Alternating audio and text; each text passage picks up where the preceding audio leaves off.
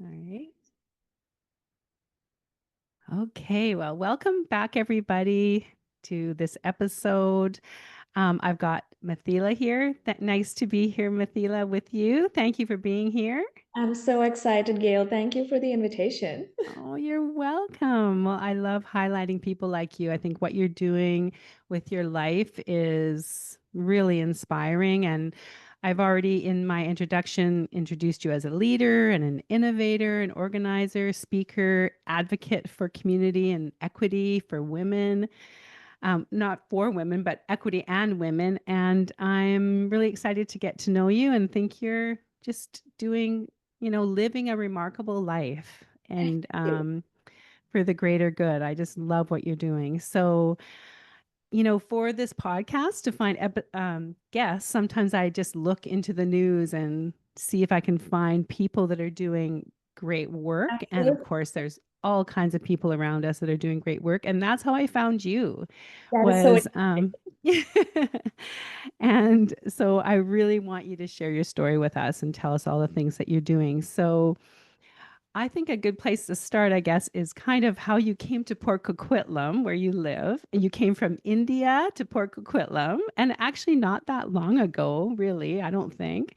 So, and now you're one of the most, I would say, because I actually lived in Port Coquitlam for most of my life. I just moved this year.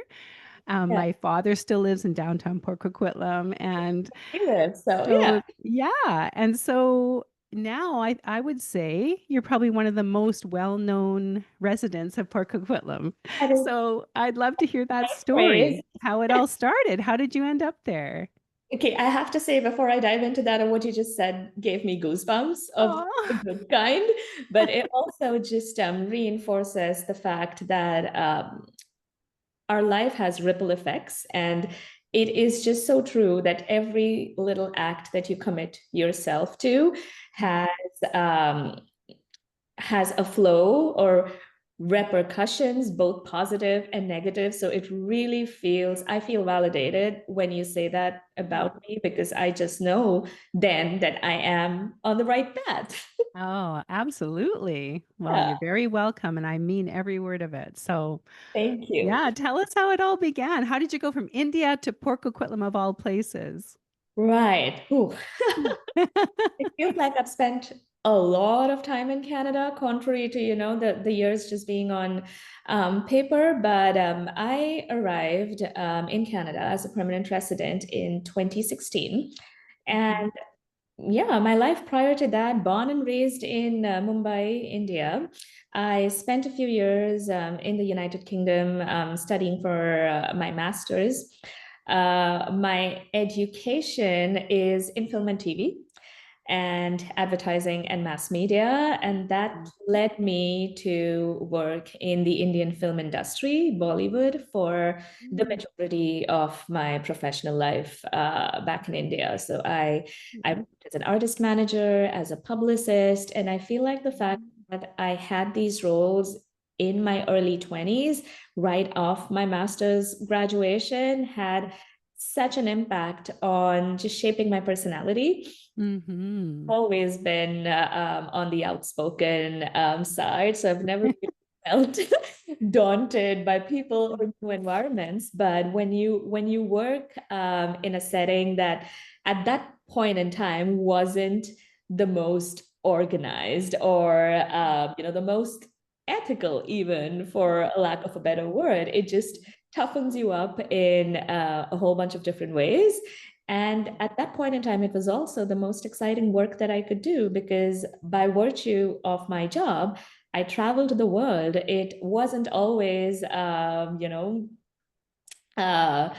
a bed of roses, but it was Mhm. it was the experience of just being on my own and being in charge to an extent, and then finding myself in new parts of the world that really led me to saying yes to moving to a new country when I met my now husband in Mumbai. He was visiting. He was studying in Vancouver. He fell in love with Vancouver. And when he came back to Mumbai to visit his parents, that's when we ended up meeting. We had friends Oh, in I common. see. Mm-hmm. And we took a liking to each other, but of course, we were also at that age where you're thinking about possibilities of settling down and whatnot. So when he broached the idea of us moving to Vancouver, I have to say I was thrilled Mm-hmm. first. I was super excited. I said, okay, let's give it a shot because this is what I've been doing all this while, not saying no, just taking up, soaking in all the new experiences and the new places. So to me, it felt like an adventure because in my head, I was thinking more on the lines of, okay, I've worked so hard in my life up until now, and now I'm going to be moving to a new place and just scaling myself up, whether it be in terms of jobs or just being able to explore a new place. What Yeah. I didn't realize at that point in time that it would be like starting from scratch. So Right. it was a massive and I hate, like, I've built myself to a point now where I don't use negative words even in my regular communication of sorts. But Mm. at that point, it was a massive, unpredictable light bulb going off. That's my euphemism for disappointment. It's a good one. Where it felt like I wasn't able to not just find a job, but it was a very distinct disassociation from everything that I had built my life to be, whether that be around my professional life or my friends or my family, even. And it came as a very rude shock that I would, in my professional capacity, would have to start from scratch. I was, despite my openness to wanting to try new things or even new job titles and whatnot, I found myself being told repeatedly to, this is, you don't have Canadian work experience, you don't have Canadian education. And in my head, I had these rebuttals going on where, hey, but I am a master's from a university in the United Kingdom. I have close to 12 years of professional experience where I've started out as an intern and gone on to train new artist managers coming into the industry. And it was also a fact at that point in time that there was a distinct lack of diversity in the Canadian entertainment world at that point in time, especially Mm. to do with artist management and casting. I don't think they were. It's changed now, is what I hear from my trysts still with the industry and the network, and it's changed for the better, which is great. But even just back in 2016, which was about 9 odd years ago, it wasn't that welcoming. And Right. So really, you, so Mithila, you were, I'm assuming from your story, like you were thinking you'd probably ease into a job in the same industry because you've got all this experience and right? that's exactly what I was thinking. Yeah, I sure. once thought that I would experience a gap, or what I see back now as a really gaping hole in what could have been a much smoother professional journey. So I in this time that I found myself in a new country, and I've really begun to love it, especially the community that I find myself in now. But it didn't Mhm. happen overnight. It Yeah. it took a lot of conditioning. It took a lot of mental strengthening up Mhm. to be okay with the fact that, yes, I don't have a choice but to start from scratch. And it was a massive paradigm shift where I went from being the victim to really just taking ownership of my situation. And I Mhm. felt that very strongly because I saw other people, other immigrants, other newcomers around me having much harder experiences. And I'm saying this because I recognize that I'm operating from a space of privilege. I have the privilege of, coming to Canada with a strong family foundation in place. Whether they were, the fact that they weren't with us physically Mhm. didn't stop us from growing roots, from just working our way towards having our first home here in Port Coquitlam, and the fact that they kept visiting us to support and bolster. And I know a lot of people don't have that. I also have the privilege of education. I have lived in another country. I have worked in another country. Language is not a barrier for me. And Yes. that is such a big realization that for a lot, in fact, a majority of newcomers and immigrants here face that challenge of language.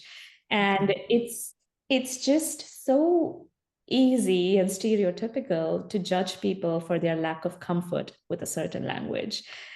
And I realized that, I saw that, and I said to myself, I cannot be the victim anymore, because it's not fair for me to claim that space and say, oh my gosh, I'm having such a difficult life, when in Mm. reality I wasn't. I had the ability to invest in myself, to learn more about how I could grow from a professional capacity. I did really well in a lot of my interviews, which one thing led to another. And I just had to have patience, which I did. And I found myself working at Vancouver Film School, which for me was literally the dream job. And I went at it for many years before I decided to, about 7 years to be precise, before I decided to kind of take a step back and help focus on my husband's business, and the fact that I felt the strong pull towards wanting to do things in the community. And Oh, yeah, that's my origin story. okay. Oh, that's amazing. Well, I can see what you mean about some of the privilege that you have. Um, and you're right about language. I know I don't know if you know this about me, but in my work in schools for 3 decades, um, in my last job as community school coordinator, a big part of my role was working with the newcomer, the families, all the families, but many of whom were newcomers. And you're so right about that. The language. I mean, that in India, schooling is in English, and I know lots of families from India as well, and it is a huge benefit Absolutely. to people. But that being said, I still think you showed so much strength and determination, and to see yourself not as a victim, but someone of privilege, and then to approach life in that with that lens is still really remarkable. And to do that without your family around you, and that's, I think, yeah, you're very strong. So, and Thank you. then Yeah. from what I know about your story, I think within a couple of years, a few years, you ran for a city council. I sure did, and it's a funny story in my family, because it's I don't want to say joke, but it really is something that we sometimes sit at the dinner table and laugh about, and they're like, "Whatever made you do that? Like, what were you thinking?" Yeah, it's amazing. So much courage. That's what I was thinking when I saw that. Like, wow, look at this woman running for city council. Amazing. So talk about that experience a little bit. When we moved to Port Coquitlam in 2018, it was just such a beautiful transition from where we were in Vancouver, and now we were in Port Coquitlam as homeowners, as dog parents. It was super exciting, and life was really, it had taken a turn for the better. It still is, touch wood, on that trajectory. But I really fell in love with the city. I loved the peace. I loved the fact that there is a tangible sense of community, even when you just walk out of home to get your groceries. Mhm. People look at you eye to eye, they smile, they say good morning. There's all of that conventional Canadian politeness, but it is a notch above. Like, people really are friendly here in Port Coquitlam. Yeah. And I loved exploring the city. I loved spending time in parks, in, walking. And me and my husband, we hit up all the breweries and whatnot, and really just started to feel at home. And that's around the time we went the route of an adopt a spot in our immediate neighborhood. So my husband and I, we are still responsible as a family for a spot very close to where we live that we're supposed to clean up and whatnot. And that was my first foray into volunteering. And I have to say, again, this is the downside of my privileged life in India, where this aspect of volunteering is not really present in our lives. We are caught up in the rat race of educating ourselves, of extracurricular activities, of just this again, it's the fact that we had access to so much, sometimes in excess, that has us being a little different from how community functions here, where literally from the time that you are a little one, you're spending time volunteering for your community. There is that strong sense of paying it forward. And I found myself really being one with that idea. And again, this was a paradigm shift. And it came about when I lost my father in 2016, when we had just arrived here as permanent residents. There was a time when, I was just going through old emails, old pictures when we just moved here to Port Coquitlam. And I came across an email that in my hustle bustle of life, I'd ignored, forgotten to respond to. And it was from the National Association of Blind back in Mumbai. And they were asking, about my father, about where he is everything okay? Because he hasn't showed up for a lot of their celebrations. And they said the donations keep coming on an annual basis, but we haven't seen him in person. So we're just wondering, is everything okay? And when I read that email, I realized there's a side of my father that I didn't know. This philanthropic side of him that I had no idea about. And I'm to blame because I was caught up in my own life in, fulfilling my professional goals and dreams, that I missed out on this side of him. And it made me really think about what could have, what could have been what could have prompted him to do this. And when I started spending time in the community, I realized that there is a certain sense of peace that can only come from paying it forward. And at that point in time, we had a pandemic baby. My daughter was born top of April 2020, right when the whole world shut down. And that kind of, drove the idea about how important is it for us to feel connected to people around us? Because at that time, there was zero connection. So I've been a pandemic mother, raising a baby, really not knowing what's happening out there and feeling, again, that sense of disconnection. And that sowed the seeds of wanting to continue to do more in the community. And I started exploring opportunities. I said, there's got to be something that I can do. And to my, I don't want to say surprise or shock, I thought it was pretty normal at that point in time, the lack of a diverse voice in Port Coquitlam. And I just, I had a few experiences. I don't want to call them bad experiences, but I was in a more observational capacity where I realized that there is tremendous room for improvement in the manner in which the city works with the diverse population and diverse communities. And this need to then bring how powerful we all are together when we are highlighting our multicultural backgrounds or ethnicities and whatnot, that led me to kind of just, give it a shot. I said, there's no way I will have somebody teach me how to navigate the inner workings of the city.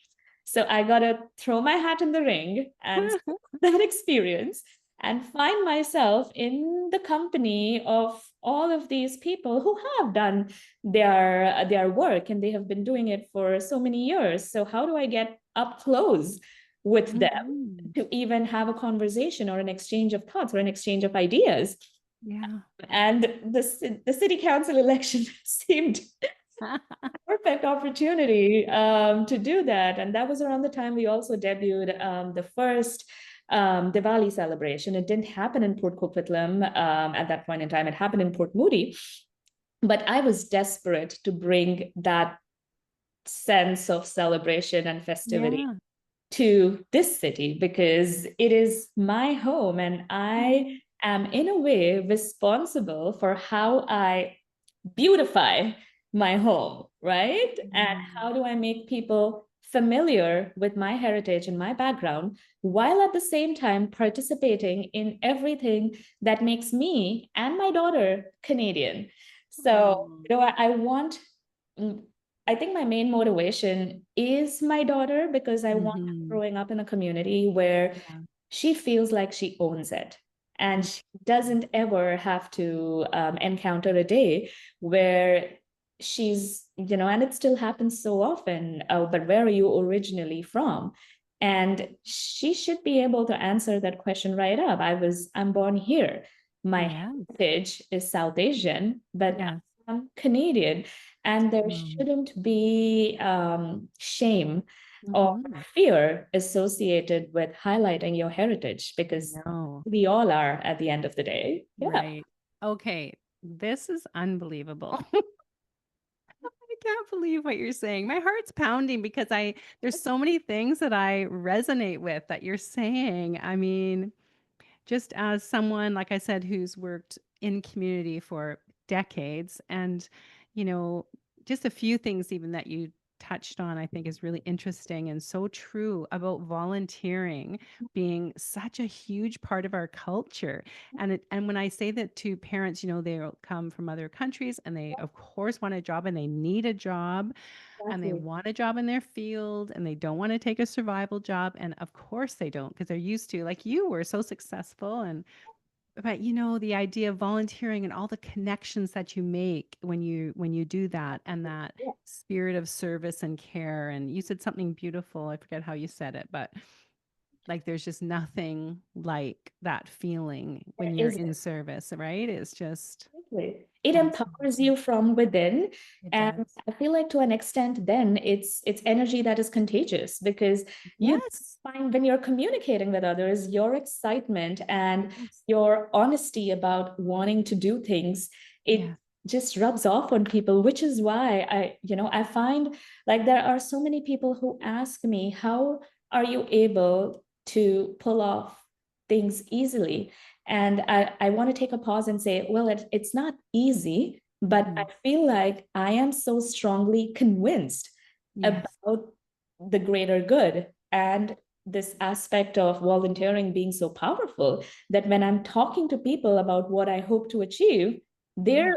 they're automatically bought Yeah. into that idea because it comes from a space of absolute honesty. It does. Yeah, Yeah. and you're right about it catches on, and also all emotions catch on. So I Yes. love too what you're saying about being in what I'm taking also from this is like that the power, even the words you use. I love you're just the queen of euphemisms. I hear it Thank through you. everything you say.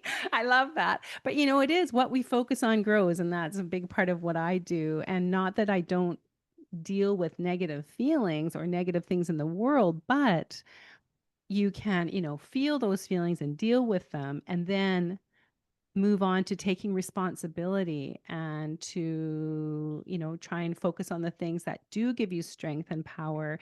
And even the fact that you're saying you felt that it's your responsibility to bring beauty to your community Yeah. and to bring, for all of us to do that. And, not everyone feels that. And that I wish, I hope that more and more people will feel that kind of responsibility, because what I was just writing about actually a couple of weeks ago was, people talk about rights, and I would talk to my students as a teacher about this too, young students. And we have all these rights here in Canada, and we're so fortunate. But with every right comes a responsibility, right? And so, if we want to be able to play what we want to play in the park, then we also have the responsibility to allow space for others to do what they're doing in the park. Exactly. So Yeah. I really agree with that. And one more thing I want to say, because I think it's so true when you were mentioning about community in Port Coquitlam. and probably in many places, but because we both are familiar, Yep. I just yesterday was at the Port Coquitlam Recreation Center with my father and my sister, and he has Alzheimer's. And for his birthday, he wanted to go see the Terry Fox exhibit at the new Yes. rec center. And Aw. just being in the rec center Yeah. is like, and I'm such a community advocate, but going into that space was, it just it just fills you up. There's all these, it's accessible, it's It is. open, it's beautiful, everyone's welcome, there's seating, there's, those kind of spaces. Just to be in them Yep. gives us so much positive emotion. And Absolutely. yeah, Yeah. so I I'm really with love you. I love that community center because it gave us a space to just be outside of home, even during the pandemic. It opened, during the pandemic, and it was such a lifesaver. My daughter, to this day, spends so much time in the library. She Yeah. skates at the community center. She swims at the community center. I pretty much do every community initiative or event at the community center, and I mean, aside from the fact that I live 2 blocks away from it, it just is, like you said, accessibility. And the city has worked so hard to make that space accessible. And for somebody like me to be given the opportunity to execute, this put on display the multiculturalism that we are now Yeah. experiencing in Port Coquitlam, and to work in coordination with the city to do that is just Mm. amazing. It is Yeah. truly a feeling that has me, literally waking up every morning and being grateful for where I live. Because Oh. once again, I know not a lot of other people or communities have that privilege. That's wonderful. Well, let's talk about some of these initiatives that you're involved in.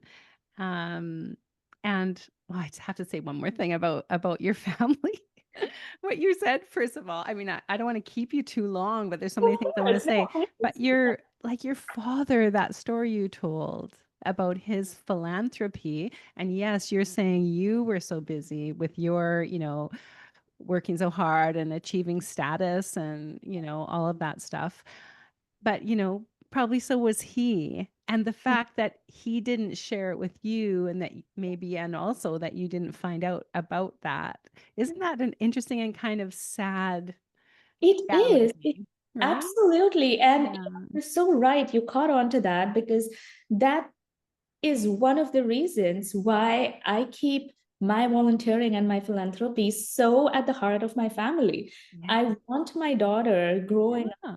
seeing all of these, experiences and really just feeling one with them. So at Yes. what point does it come as a surprise, or even not just that, I feel like I want her to understand the power of community and Mhm. grow up experiencing that power, and the fact that she might be afraid at some point to try new things, or even maybe to speak her mind, but if she keeps at it, and if she keeps finding that strength in her immediate environment, she's just going to grow up to be so much stronger and not Mhm. come at the world feeling like somebody who doesn't fit in. Yes, or like a victim, instead of having all this agency and responsibility. So you are are you still involved in the EDI roundtable in Port Yes, I Coquitlam? Why don't am. you talk about that? Because that's a wonderful thing that you're doing as well. Absolutely. And it came across, I have to say, when I read the call to action for people for in the community to apply to be on the EDI roundtable, it spoke to me in many, many ways, because I felt like at that time I lacked the exact direction in terms of what I'm hoping to do in the community. And, like I said, the city council election back in 2022 was also me trying to find that sense of direction and kind of where do we go from here, or how do you effectively bring about positive change? Mm. And the EDI roundtable call out was just perfect because it resonated really well with my my belief that only true representation can move a community towards a stronger, better future. So when you're paying attention to who your neighbor is and Mhm. where they're from and what they do, and when you are respectfully acknowledging their heritage, while at the same time having that strong curiosity and desire to be a part of Canadian culture, is Mhm. when you're able to really come together as a community, and that is the greatest strength that you can ask for, where there is mutual respect, mutual curiosity, and the ability to do things together. And I feel like the EDI roundtable really gives us that agency and responsibility. Mhm. And I'm very, very proud of the accomplishments that the roundtable has been able to bring about ever since its launch from just after the pandemic. So it is, I don't take that responsibility lightly. Yeah. It is a space for everybody involved to have a voice.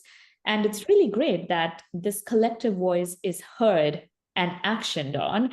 And I am very proud that we have a mayor who's not only progressive, but also very acutely aware of his community and what he needs to do to acknowledge differences, acknowledge the fact that growth comes from a certain sense of being mindful and being responsible for the people who are bringing forth certain ideas. So it is an immensely gratifying space to be in, to be on that roundtable. Oh, and so are there some sort of actions that you've put forward, maybe that you can share? A couple of things that you've been had an impact on?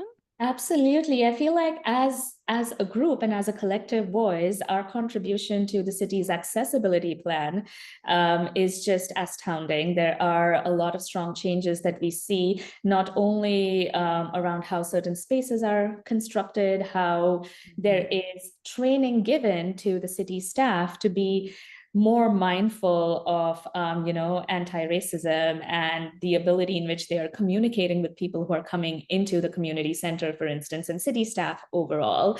Mhm. Also, the fact that financial hurdles for low-income families are tackled very, very effectively Mhm. by just giving them more access. I feel like these are such wins for the EDI roundtable. Mhm. That's Yeah, wonderful. it's important work, and Yeah. I I don't take that space very lightly. As I say, No. every time we meet as a group, and the fact that we get to hear each other in a safe space while having that space being heard and very proactively at that is just amazing for a city. That's great. I'm so glad to hear that. That's amazing. And then there's the Poco Diwali celebration. Yes, So you said the first one wasn't in Port Coquitlam, is it that wasn't. It right? was a And booty. It so had how did 20 you bring people. it? How did you bring it to Poco? What did you do? So the first thing that I did was write a whole bunch of emails. And I really have to say that I feel like and this is a strength that I pride myself on. I don't want to call it persuasion, but it's just the ability to show people the bigger picture. Yeah. And I I have an idea, Mithila, before you go on, because I think I have the same strength. And in my job, we all did our strengths finder. Oh, and I know what yours are. I looked yours up. You had yes, I did. And you had, oh, I don't know if I kept it on here, but I wrote them down. It was like achiever and a few other yes, things. But innovator. Yeah. yeah, but Yeah. what I had on mine was woo. And I didn't know this was a strength, but every time in my group of coordinators, we had to approach someone to get an idea off the ground or to get them to donate to something or become involved, they would send me because woo, I didn't know when you woo people, it stands for Yeah, win others over. I And love that. that's probably what you have. You, You have you that. got it. Absolutely. Absolutely. I feel like now I feel a sense of validation because that's exactly what it is. Well, And it's a bona fide strength, and just remember that. So keep going. So you sent a bunch of emails. yeah, so I put together a plan, and it was literally a plan that I put on my cell phone. I used Canva to make a quick presentation, and I really have ideas. I have ideas all the time. And I feel like it sometimes drains my husband because it's like, oh, let's start a business, or let's buy an island. And it's just, I want to write a book. And he'll be like, okay, what do you want to do now? Like, just slow down a little bit. And I'm like, I can't. It's my brain telling me that there's things to be done. And and miles to go before we sleep. But and I sent it across, and we did a meeting with the city and communicated what our vision was. And the city asked us what our ask is. And I said, at this point in time, we have no money. We aren't even a not-for-profit. We have no members. All we have is this desire to bring Mhm. the community together, to celebrate a festival that really is just all about coming together and bonhomie and just good food, good music. And I'm not a massively religious person. So for me, all festivals have a strong sense of community and family and friends coming Yes. together, and the shared joy of, celebrating Mhm. something that really just, shines us from inside, right? Mhm. And it caught on, and the city was really easy to partner with when it came to the usage of space, the staff that they gave us to be able to accomplish this. And the rest of it was, just how is the public going to interact with this Mhm. event? So it was very heavily performance based. We experimented with a few things in terms of, whether to have an exhibit or a market area.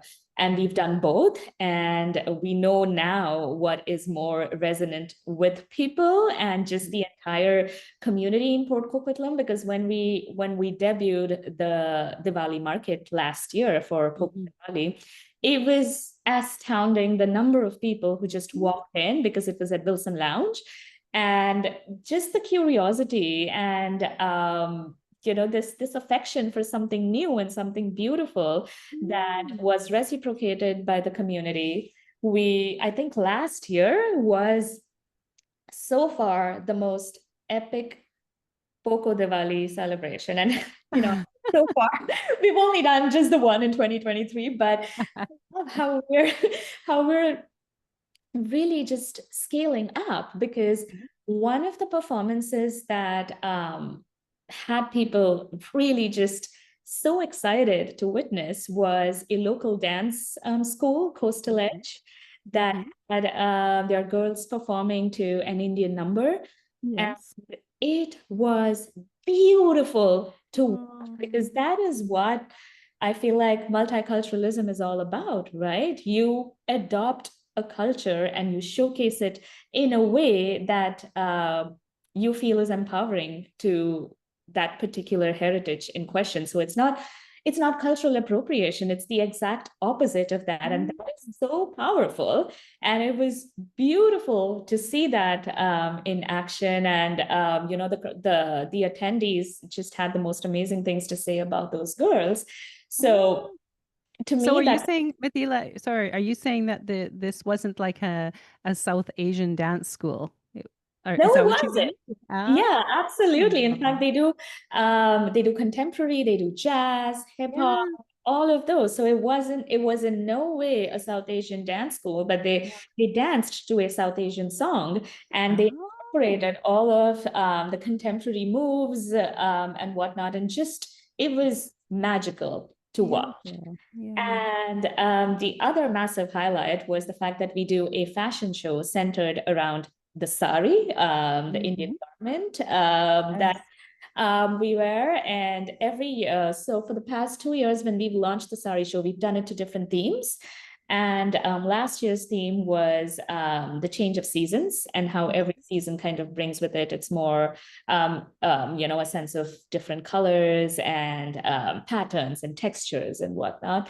And we decided, and by we, I mean myself and the choreographer for the show, decided that it would be really exciting to bring in non-South Asian community members to come and walk in the sari show. So we did like a bit of outreach, and I managed to get Councillor Nancy Makara to come walk. We had Colleen Penroli from the Tri-Cities Seroptimist Society walk, and another member from the Seroptimist Society, Mariam, who walked. And then Gail, who is the executive director for the Low Entropy Foundation, she walked as well.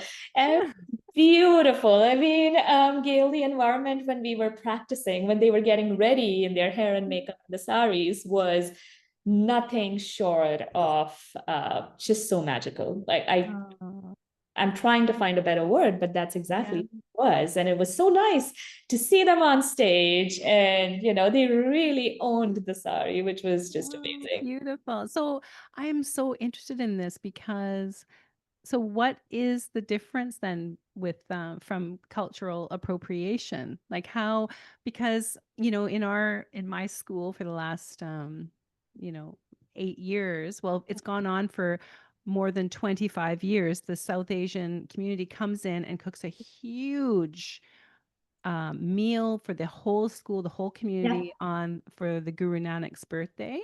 Yeah. And it's so beautiful. And they always want me to wear, South Asian clothes. And some of them have given me different outfits to wear and everything. And then some people have said to me, like other Caucasian Canadian born people, like, you shouldn't do that, Gail, because that's cultural appropriation. I'm like, well, but they want me to do it and they get such a thrill. Exactly. So can you explain that a little bit, Mithila? Because I think it Absolutely. confuses people.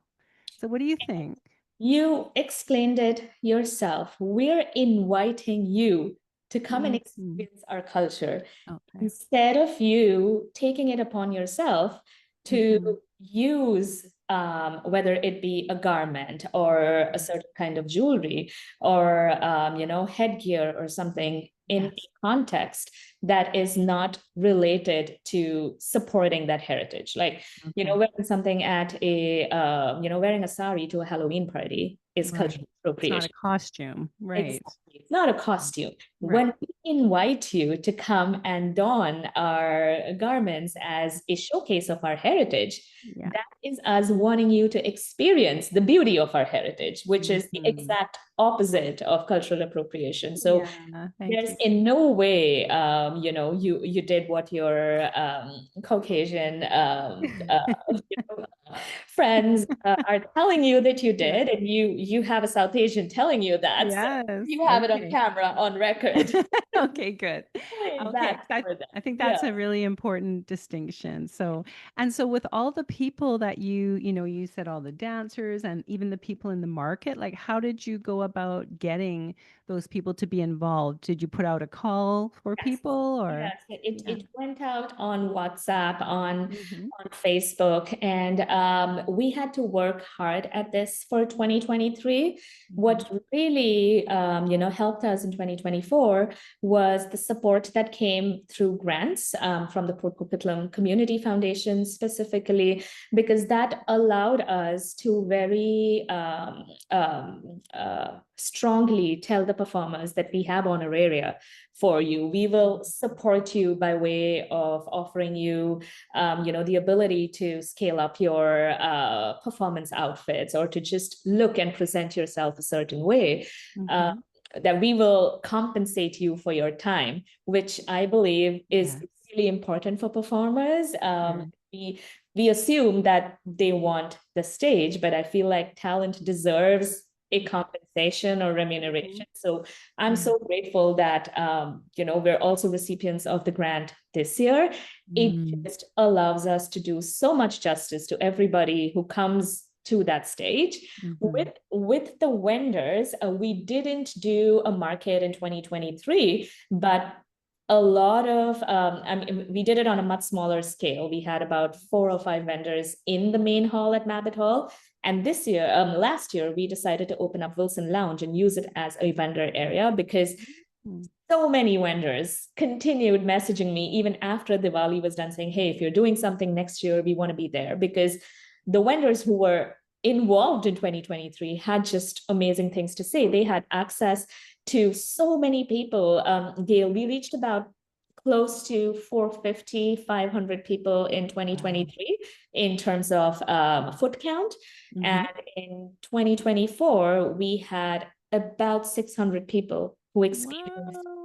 the vendors market. The plethora of performances. Of course, we can't account for everybody who sat from start to finish, Yeah.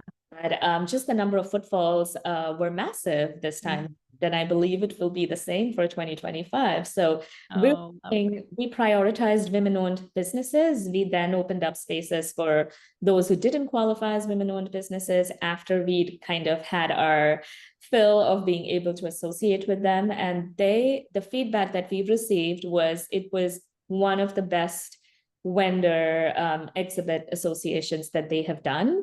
And of course, it makes sense that it also costs very little to be a vendor as compared to other markets because we're a not-for-profit. We're dependent Yes. on funds and grants and whatnot. Mm-hmm. We have membership fees, so we're not in it for the money aspect Yeah. of it, but for Mm-hmm. us, it really just strengthens our overall goal to bring Yeah. South Asian heritage to the entire community by giving all of these vendors the space to really Mm-hmm. just own their glory and everything that Yeah. they worked so hard to Oh, sounds so great. I'm definitely going to come to this one coming up, this that. And if you'd be up 25. for it, I'd love to extend an invitation for you to walk in our sari show this. Oh my gosh. Actually, I have a picture of myself in a sari I was going to show you after, but my one of my dear friends whom I met through her coming to India with her daughter and husband. Yeah. Now I think it's been about 17 years we've been friends, and she Wow. used to Amazing. put me in a sari, and she would say to me, "Don't sweat. You can't sweat in it." And I was like, "Oh my God, the pressure! Like, don't say Pressure. that to me." But yeah, she's one of my dearest friends, and I see a lot of similarities in your personality. And now she's doing all kinds of great things in the city of Burnaby. Lovely. So Yeah. anyway, Yeah. yes, I would love to do that. So So what about the food? Before we go on to make a fuss, I want to hear about this, but tell us about the food. I bet the food is delicious at Diwali. it's so, so delicious because I feel like one of the um, I don't even know, like just one of the big pulls of South Asian food is just the flavor, right? Oh, And the fact so that, good. all of these, uh, like we use something called ghee, which is, Yes. I kind of don't know. I've never really tried to explain it in English, but it amplifies the taste of everything that it is added to. And every festival has, the sweets, mithai.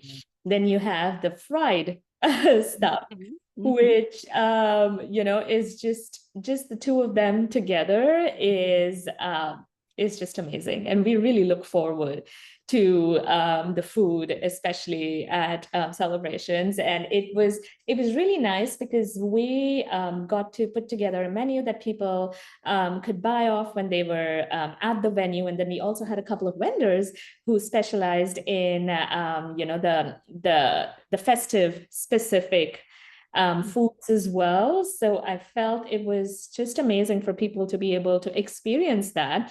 And this Oh, is not lovely. food that you may necessarily get in a restaurant. This is very festive specific. So you have to either figure out a way to order it off somebody when Diwali is Mhm. coming. So to have that in that space just took the experience for everybody attending to another level, because it then felt like a family Diwali celebration. You've Yes. got the music, you've got your heritage on display, you've got Mm. things that you can buy to beautify your home for Diwali, like the Mm. festive decor and whatnot. We had kids and families, seniors even, who were able to paint the clay diyas to be able Yes. to take back. So it was just an atmosphere of a big family home that Mm. was welcoming all of their family members and friends to come in and celebrate Diwali. And we really want to keep that, we want to keep that feeling, Mm. exactly what it is. And we want to keep it in Port Coquitlam because this is home. Yes. Yeah. Yeah. Oh, beautiful. I love it. Sounds wonderful. So, another thing that you're involved in is this Make a Fuss movement. And are you still doing that? And Yes. I love the name of it. So, talk about what this is, the Make a Fuss movement. And I know from what I've read about it, it's about empowering generations of women from the past, present, and future. So how are you empowering women with this movement? What are you doing? I think so. I can't take credit for the Make a Fuss movement by myself. I've actually founded it with two other phenomenal women. But the Make a Fuss movement, doesn't it bring a smile to your It face when you read does. the I name? love it so much. And I think it all stemmed from this discussion that the three of us were having, myself and the two other co-founders, Saketa and Reina, where we were talking very passionately about how simple it is, even for us, to tell our kids, for instance, hey, don't make a fuss. Just, what are you making a fuss for? Roll with it. Mhm. And for us as women to constantly keep hearing this as well, don't make a fuss, it's going to be okay. And it Mhm. happens with consistent regularity at work, in our daily Mhm. lives, with with something as common as even going to the doctor, for instance, where we don't necessarily have the language or the verbiage to describe what we are experiencing in our bodies, because hey, nobody's taken the time to really study the women, Yes. our internal hormonal, Yes. whatever chemistry that we have in there to give Mhm. us good results or what. So I feel like it's so easy for the world to just tell women not to make a fuss. Mm. And it's ingrained now in us as well, as Mhm. organizers of this event. I realized, and I had to consciously stop myself from telling my daughter to not make a fuss, because hell, she should make a fuss. She Yes. should have that voice to say, no, I'm not going to do it. Or, hey, you aren't hearing me. Listen to me. And I think that's the idea behind the Make a Fuss movement, where we just want to be our loud, messy, fussy selves. And to really just give that space to women. And we did it in a way where we recognize the importance of doing it with kids, because we've got a lot of international Women's Day events, except Mhm. we really just need to start from the young minds, because Yeah. that is how you end up in the long, long, long, long run, breaking all Mhm. sorts of generational barriers to conversation, to empowerment Yes. even. So we started off doing something with kids. We did a, what I believe, and I'm not eating any humble pie here, but we did a really nice video of kids Make shot. a fuss, Mithila. You go ahead. Absolutely. We had one of our local photographer talents here in Port Coquitlam. Her name is Arashalini, who shot the kids really beautifully in black and white. And we had a poem in the background that was all about, just let me be me. Don't box in. And that really is the message that we need to kind of start from the ground up with our kids. And then with the Make a Fuss movement, we realized that there are certain areas where there is power in women coming together. And some of those areas are to do with sports, are to do with dance, are to basically just amplify certain voices in the community that are doing so well and could always just use an extra shout out. And our focus, especially my focus, has always been to take other women with me wherever it is that I'm Mm. going. And I really just pride myself on finding these connections with women in the community. So for the Make of Us movement this time, we had an amazing dance workshop led by another really cool Port Coquitlam mom, Beverly So, who's a choreographer here. She teaches at Room to Move Studio. We had Gracie Barra, which is another women-supported business here in Port Coquitlam, who came and did a self-defense workshop focused on how to prevent sexual assault. I feel like that doesn't get talked about enough. We have all of these Facebook groups just talking about predators and, you know, how to avoid them, but how do Yes. you really, you know, if you find yourself in that situation, what do you really do?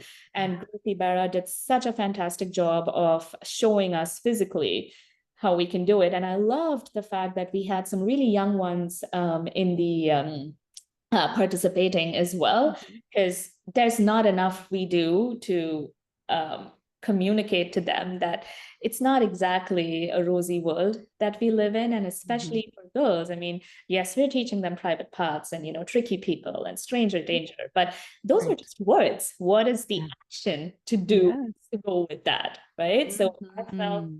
that was such an amazingly well done workshop by Gracie Barra. Bev really hit it off with an amazing song that she choreographed, that she led the group through to complete Mm. like a full choreography of sorts. She did Demi Lovato's Sorry Not Sorry. And again, it's such a cool song with just Yeah. a message. Yes. Something else that the Make of Us movement has done over the past couple of years since we launched in 2024 was a women's only badminton tournament.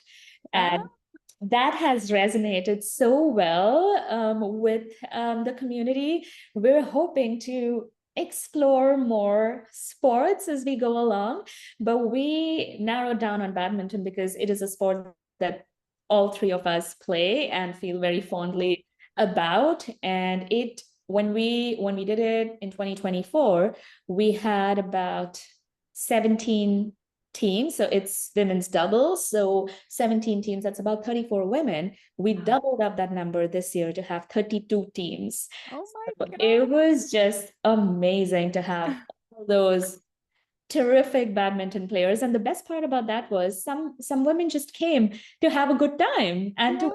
experience that you know, that bonding and that space to feel connected to everybody else. Yeah. All in all, it's been a very fussy start to the year, and I wouldn't have it another way. Oh, that's so great. And so does it all happen at the same event? Is it It an all happens at annual the same event? time. Oh, that's great. And is it a certain time of year that it happens? As close to International Women's Oh, Day I as see. Okay. yes, yeah. Oh, it sounds amazing. It sounds so good. So all of this work that you're doing, um, what do you think this has taught you? What have you learned from this kind of work? Maybe about yourself and what have you gained from it?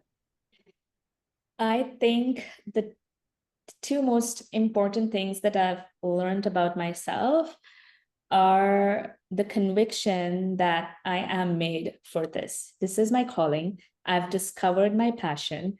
And it really makes me emotional when I say it, but It makes me emotional too, listening.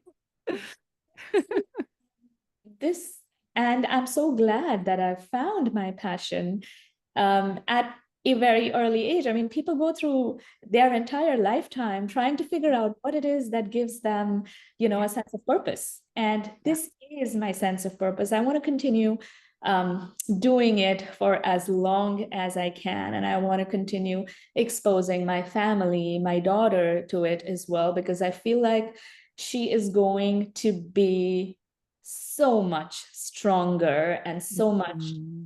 a global citizen because of Yes. these experiences. And I wish I had them growing up as well. I mean, fine, I'm an amazing person, but these are really, really, and I'm trying to cut the emotion with a little bit of self-deprecating humor here. Yes. But I feel like we are responsible for the next generation of citizens, and she is the future, and we need Yeah. to really start investing in our Mhm. future. And there's no other, way to do it than just being so actively involved in your community and using your power and your sense of purpose to Mhm. uplift other people in whatever big or small way that you can. And that feeling of pride about belonging to a certain heritage, I feel like I lost it at some point in time. But I don't ever want to lose that sense of belonging again. And I Mhm. also don't want that belonging to be separate from my identity here as, a Canadian citizen now. I want those to coexist. And while they're coexist, I want them to fuel each other. And this is the best way to do it.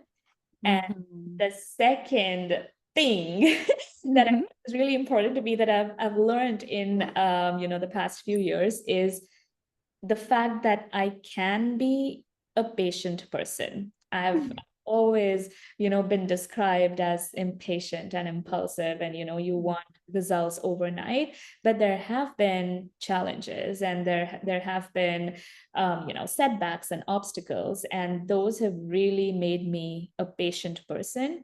Mhm. And it it is patience that has then this trait has now kind of bled into how I interact with my family even. And I feel like it's a really, really strong trait to bring to the family table, where you show up as a patient person. It Mm. changes your dynamic. Yeah. So where, how do you think patience and community are connected? Because I think this is really interesting. Because is that what you're saying? That's what I'm hearing, that like Oh, because yeah. of this work in community, you've grown more patient, and then that's filtered into your own personal life, and that's beautiful. So Yeah. what I guess I'm thinking about, it's is it another benefit of working with community, and how I do you think think it's so. connected? I feel like because I've always operated, and by virtue of whatever I did in my professional life previously, it's just, you expect results overnight. Because Mm-hmm. I was working in a space where deals closed overnight. You were advocating for your artist, and you saw that materialize into results overnight. And the work within community is so different. You might start off something now, and you might see those results come in 4 or 5 or even 6 months down the line. And this Mm-hmm. is what I'm seeing now in retrospect, where when I did Diwali for the first time in 2022, and look what it is now, and the expectation with which we are going into 2025 and starting to plan. And all of this has been accomplished to an extent with patience, because Mm-hmm. take a step back and you do like a retrospect of what could have been done better, and Mm-hmm. that you don't just jump into certain decisions, you Mm-hmm. analyze them, and you think Mm-hmm. about the bigger picture of sorts is what makes it so different. Yeah. And considering, I'm assuming, well, I know I've worked in community a lot as well, but, considering all the different perspectives and Yep. waiting for responses. And I just think it's, besides being a wonderful interpersonal skill, it's a wonderful intrapersonal skill too. And that when people are in community, that idea of how much understanding you build and empathy you build and patience you build, and it's a gift. There's so many gifts to working in community, and I It think absolutely is rewarding at every point. Yeah. yeah, absolutely. So we're going to get to, I always read a quote to my guests, so we'll do that in a second. What would you say, maybe before we do that, and then the last two questions I always ask, what advice, I guess, would you give people if they're thinking, oh man, I'd love to get more involved in my community, but I don't really know how. What do you think are a couple of steps that they could take, or what would you advise to them? I think the first step is really just don't hesitate. You have that idea and that sense of wanting to do something in your community, just hold on to that thought, but don't just think about it. There's got to Mm, be action involved with that thought. So basically what I'd advise is there's opportunity everywhere. We have technology at our fingertips. mhm. We have resources like the community center, for instance, where you can just walk in and ask questions and figure out opportunity to devote any or all of your time. There are soup kitchens in the neighborhood. There is the People's Pantry. There is Immigrant Link Society. All you have to do is just Google and then Yeah, make your pick of where you want to go and what you want to do, yeah. because there's opportunity Mhm. aplenty. If you have that thought, you have to action it out and just go for it. Yeah, that's Yeah, great. And I think it's important too for people to think about what their own gifts are and their own interests and, absolutely. go with it. And that's what we're here for, I think, is to bring Absolutely. ourselves fully and our strengths to ourselves, but also to others. So, I think you're going to inspire a lot of people, Mithila, to Thank do you. I that. really hope so. Yeah. So I have a beautiful quote for you from Valerie Carr, and she has a book called See No Stranger. And well, I would so recommend everybody read this book. It's absolutely beautiful. And so here's a quote from Valerie, and she says, when we choose to wonder about people we don't know, when we imagine their lives and listen for their stories, we begin to expand the circle of those we see as part of us. We prepare ourselves to love beyond what evolution requires. So I'd That love you to just comment on that in any way you wish, or it reminds you of something, or if there's a part that resonates with you. that is beautiful. And what really struck me about the quote is the focus is on us recognizing and connecting with strangers. So Mhm. I really find that so powerful that um, whether you call them acts of kindness or empathy, it has to extend outside of your immediate family circle for it to start making sense to you. And my words might sound empty right now, but when you start displaying empathy towards people you don't know, is when you're actually kind of starting to open up more parts about yourself as Mhm. well. How do I react to a particular situation, or am I quick to judge someone? Judge a book by its cover, for instance. But when you bring empathy into the mix and you try and put yourself in that person's shoes, which really is what we all need to do, and so often, swap shoes, uh, Yes. is really something that can be transformational for all of us. Mhm. Thank you. Thank you. Okay, well, again, just before the last two questions, I honestly want to say thank you for what you're doing for all of us and with your life. Now I'm getting emotional. So, okay, I always ask these two questions with the understanding that what we shine light on grows. And I know you agree with that statement as well.